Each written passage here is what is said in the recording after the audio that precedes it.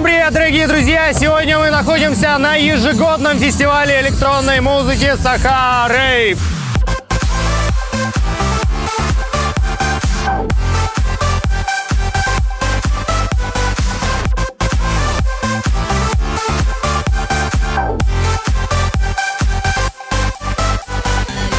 Четыре хедлайнера, включая замечательный проект «Уран» наших добрых друзей. Сегодня у людей прекрасное настроение, потому что праздник, эссех. Люди настроены на позитивную атмосферу. Здесь заряжаемся только музыкой, и это здорово. Давайте посмотрим, что здесь происходит.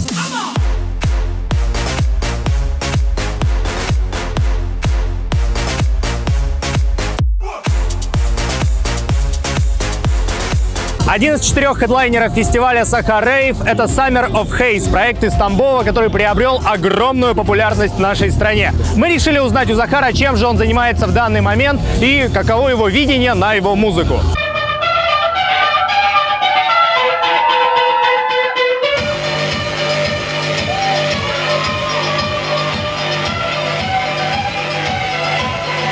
Привет, Захар. Здравствуй, здравствуй, Пау. Там можно как-нибудь я не знаю. Как дела? Расскажи. Отлично, отлично, мужик. Ты в первый раз в Якутск приехал? Да. Сегодня же ваш национальный Новый год. Я вот походил, потусовался там, где все вот это проходит, самая официальная часть. Здорово, что вы сохранили свою национальность, и здесь вот какая-то точка пересечения между чем-то традиционным и чем-то пришедшим с Запада, грубо говоря. Как бы ты описал идею проекта Summer of Haze? Бесконечность, многогранность. Хотел бы заложить вот эту вот многогранность в отношении стиля, чтобы человек не отвлекался на что-то другое, чтобы он получал в одной идее полный спектр чего-то вот музыкального, каких-то новых музыкальных веяний, новых идей и так далее. С чем-то духовным это тоже сопряжено. Я не могу точно сказать, как, то, что у меня каждые полгода меняется об этом мнение. Это что-то высвобождающее, это что-то делающее людей более свободными, что-то делающее их ближе к чему-то вот совершенному, что ли, я не знаю, но что-то такое.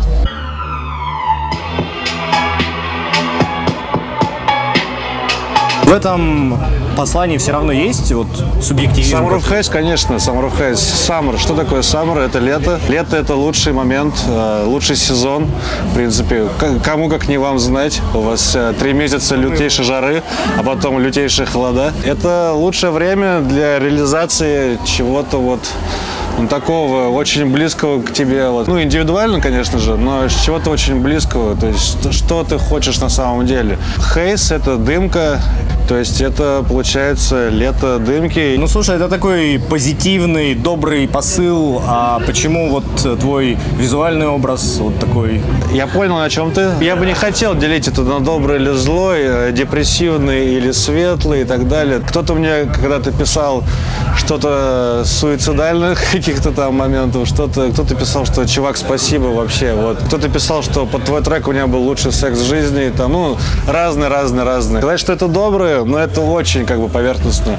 Это индивидуальный какой-то момент, но он светлый. В отношении, почему вот все вот так выглядит, не хочется привязывать всю вот эту идею конкретной личности. Я есть я, там я тоже полон пороков, ошибок. То есть я не хочу вмешивать в эту идею, которую я считаю довольно чистой. Это лучше сработает, если я буду обезличен, нежели если они будут понимать, кто я есть, ковыряться там. Но это уже происходит в отчасти в интернетах, что люди пытаются залезть тебе в трусы и так далее. Эго — это якорь, тянущий идею на дно. И я хочу от этого, оградиться, чтобы они воспринимали это как вот посыл, а не то, что вот этот чувак сделал вот это вот. Проблема в том, я начинаю немножко теряться, кто я есть на самом деле. Чем больше смотришь в бездну, тем больше бездна смотрит в тебя. И вот это вот у меня с годами начинает назревать. То есть у меня немножко расфокусированный мой личный момент.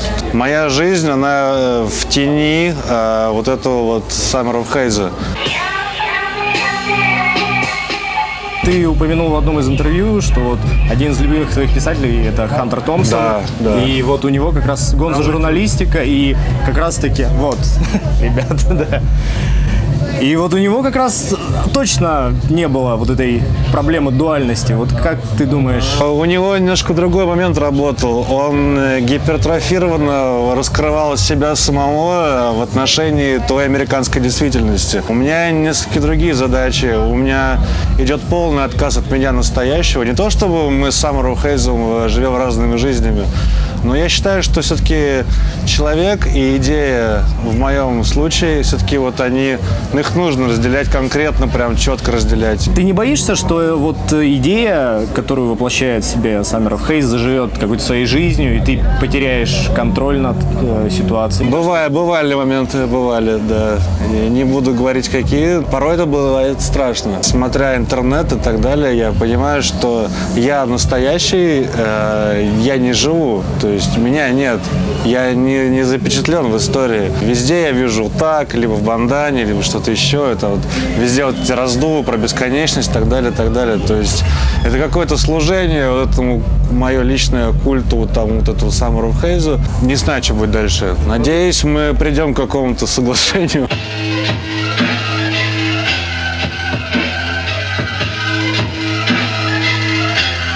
Давай поговорим о городах. Вот ты сегодня приехал в Якутск. В каких городах ты еще бывал, играл? Мужик, я давно не отдыхал. У меня такая каша в голове, ей-богу. Я буквально недавно был в Китае 3 недели, потом сразу же на неделю в Европу. Возможно, для EDM-музыкантов и прочих ребят это нормально уже образ жизни, но для меня, с учетом всего вот этого, и при том, что я довольно андеграундный артист, для меня это сложновато. Я порой не понимаю, что происходит. Мне нужно какое-то время, чтобы это у меня в голове все утряслось. Украина, Эстония, Словения, Венгрия, Китай, Гонконг – это отдельное что-то. Вот Китай, конечно, да, сильно меня впечатляет уже 2-й год подряд. Давай поговорим подробнее о Китае. Я просто полгода жил в Китае. Везет тебе, мужик, в Харбине, в Даляне. И для меня это как раз-таки фантастический опыт, потому что это как будто прилететь на другую планету. Там да, люди... я тоже самое сказал, когда первый раз вернулся обратно. Это как колония Земли на другой планете. Это как вот так, только вот так. Да, то есть все малейшие нюансы жизни, они чуть-чуть, но по-другому представлены. Вот какой у тебя жизненный опыт из посещения Китая? Потрясающие люди, максимально открытые. У них это все зарождается, грубо говоря. Если в Европе или в Штатах это уже более-менее конвейерная история, то в Китае, отчасти уже тоже, но такие, как я или какие-то еще другие чуваки, мы для них идем в одном регистре. Они, слабо делят на то, что, вот этот крутой, а вот этот мы не знаем. Им все интересно, они жадные до всего. Им прям реально прикольно послушать интересную новую музыку. Мне очень радует, что в Китае с моим узлом, грубо говоря, Вичхаус и так далее, и первый, то есть до этого там не было. Им это так интересно, и они не понимают, как реагировать. У них, грубо говоря, за всю их историю вряд ли были какие-то моменты в жизни, которые эмоционально бы совпадали с этим течением музыки. Я до сих пор не понял, что же они чувствуют, какую скорбь, какую грусть, грубо говоря, если мы берем какое-то депрессивное звучание, и либо какое высвобождение, какую радость они чувствуют, что они переживают, я пока не понимаю, но видя толпу, видя людей, я вижу, что им очень нравится. Слушай, тут еще такой момент, что нету, по сути, языковой связи с... Английский. Да, Мой английский плохой. Попадал там в разные моменты. То есть ты можешь судить по реакции зрительного зала именно без слов, то есть только глядя на лица, грубо говоря, глядя на реакции. Да, и есть кто хочет там сфотографироваться и так далее. Есть те, кто знает что-то. Есть те, кто были в том году. Гиперболоид вообще история там такая корневая. Спасибо Сабурову, он это зерно посадил 6 лет назад. Сейчас это уже небольшое деревце, и я думаю, в перспективе мы вырастим охерительный эвкалипт. То есть это будет целая ветвь какая-то русского нашего музла. Это очень здорово, что ты можешь совмещать выступления с туристическими моментами, с поездками куда-то и так далее. Полгода ты пожил, я тоже подумал, а чё бы и нет? Я советую, это прекрасный опыт. И их кухня, о мой бог. Разжирел на 10 килограмм.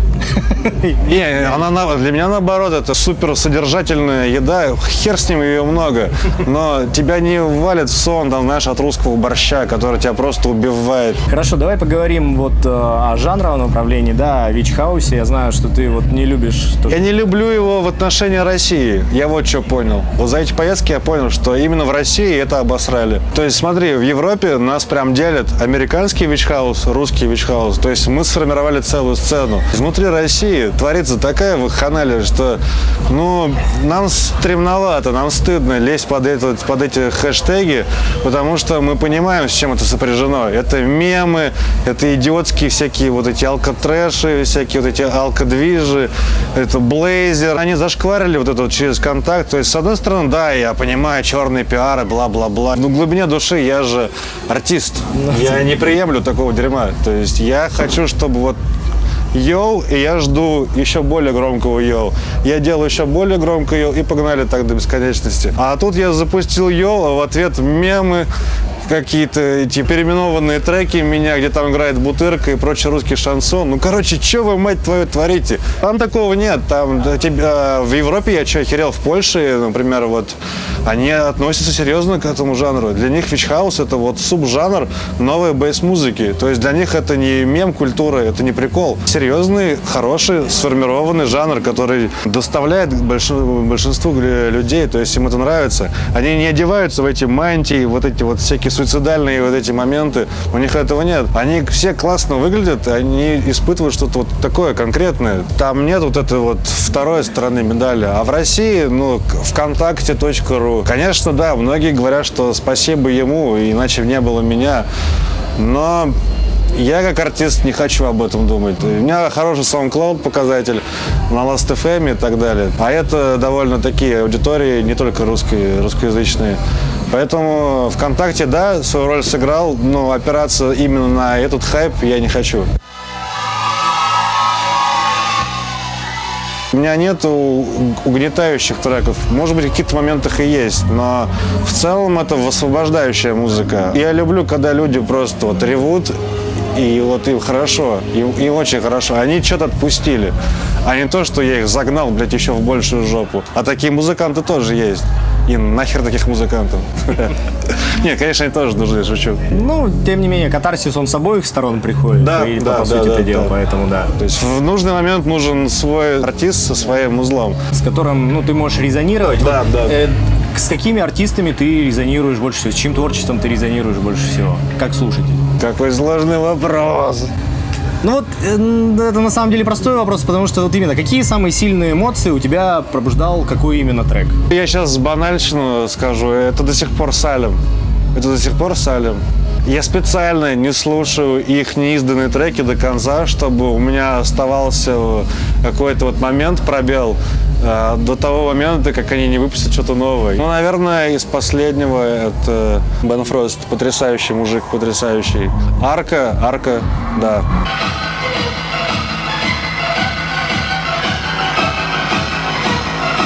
Как вообще ты пришел к музыке? Ну, оно с детства, как обычно это бывает. Я гитарой занимался. Я знаю, что ты играл в металкор группе, да? Металкор, трэшкор. Ну, поначалу мы панк-рок играли, потом начали себя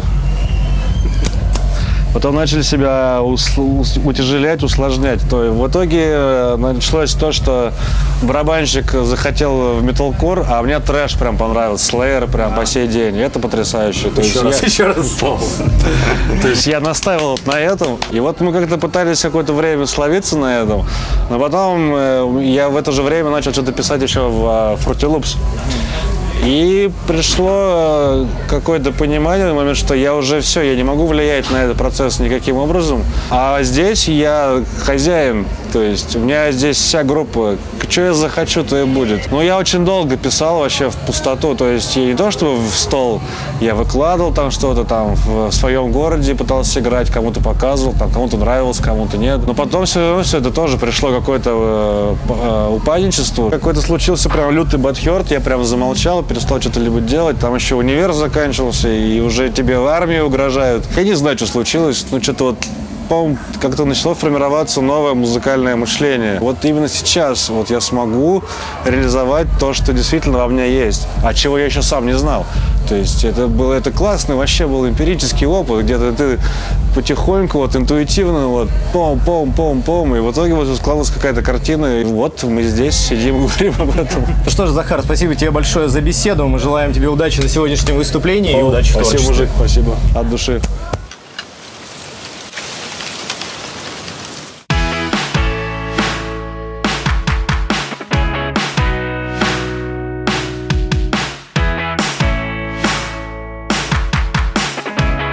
Оценка отлично. Выбери свой путь. Поступай во ФСИЭМ. У каждого дела запах особый. У маляра пахнет краской роба. Куртка шофера пахнет бензином. Блуза рабочего – маслом машины.